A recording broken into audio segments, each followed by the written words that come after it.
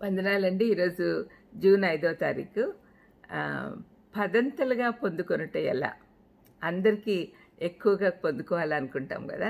మరి దేవుని రాజ్యంలో ఎక్కువ పొందుకోవడం అంటే ఎలా అనేది చూడాలి ఈరోజు. లూకా 19:16లో అయ్యా నీ మీనా వలన 10 మీనాలు లభించెను అని చెప్పడం వింటూ ఉన్నాం. వెంటనే దేవుని రాజ్యం వస్తుందని ఎదురు చూస్తున్న ప్రజలకు యేసయ్య చెప్పిన ఉపమానంలోని ఒక మాట ఇది. వారికి ఉన్న తప్పు ఆలోచన తీసివేయుటకు తాను కొంతకాలం పాటు వెళ్ళిపోతున్నాననియు తిరిగి వచ్చాకనే తన రాజ్యాన్ని స్థిరపరచబోతున్నానని వారికి తెలియజేయుటకు ఈ ఉపమానం చెప్పాడు.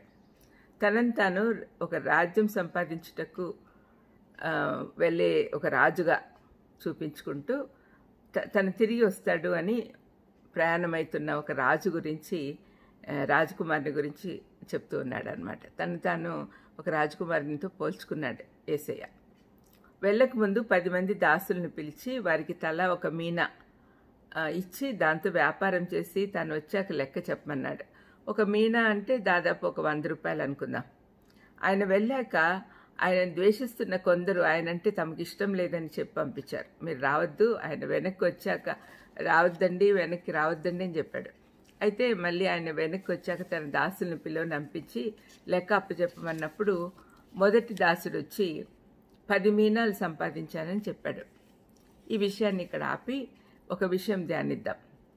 తన యజమానిని ద్వేషిస్తూ ఆయన కొరకు చేసే పనులను ఆటంకపరిచే వ్యతిరేక పరిస్థితులు ఉన్నప్పుడు ఆ దాసుడు ఒకటికి 10 మీనాలు ఎలా సంపాదించి రాజకుమారునితో ప్రశంసలు పొందుకోగలిగాడు? ఒకసారి ఆలోచించండి.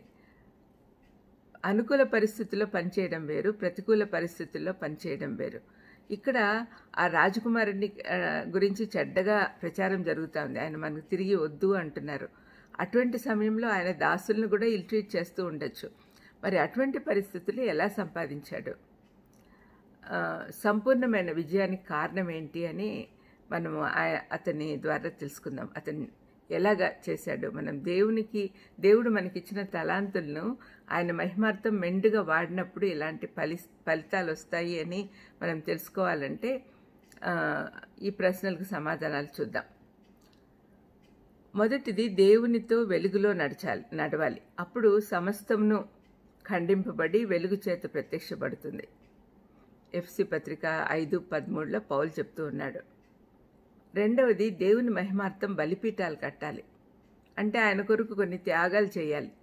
సిలువ క్రీస్తు యొక్క బలిపీఠం. దాని ద్వారా మనకు పరలోకం సంక్రమిస్తుంది. కానీ మన బలిపీఠాల ద్వారా పదంతలుగా పొందుకుంటాం. ఈ బలిపీఠాలు ఏంటి అని మనం ఆలోచిస్తున్నప్పుడు కొన్ని ఉదాహరణలు చెప్తున్నాం. మొదటి చూస్తే మన దాతృత్వం మనం కట్టే బలిపీఠం.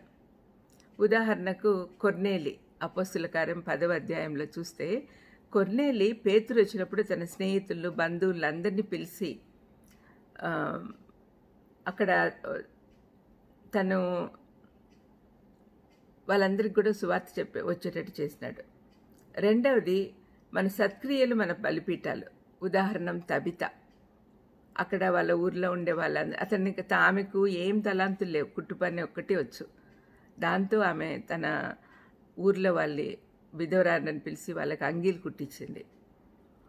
మూడవది, మాదిరి జీవితాలు. మన మాదిరి జీవితాల ద్వారా ఇతరులను దేవుని దగ్గరికి నడిపించడం ఒక బలిపీఠం. ప్రార్థన చేసుకుందాం. దయామేడా, మేము మీ రాజ్యంలో పదంతలుగా వర్ధిల్లాలని ఆలోచిస్తుండగా మీరు మాతో ఉండి నడిపించమని యేసుక్రీస్తు నామమున వేడుకుంటున్నాం తండ్రి. ఆమెన్. God bless you.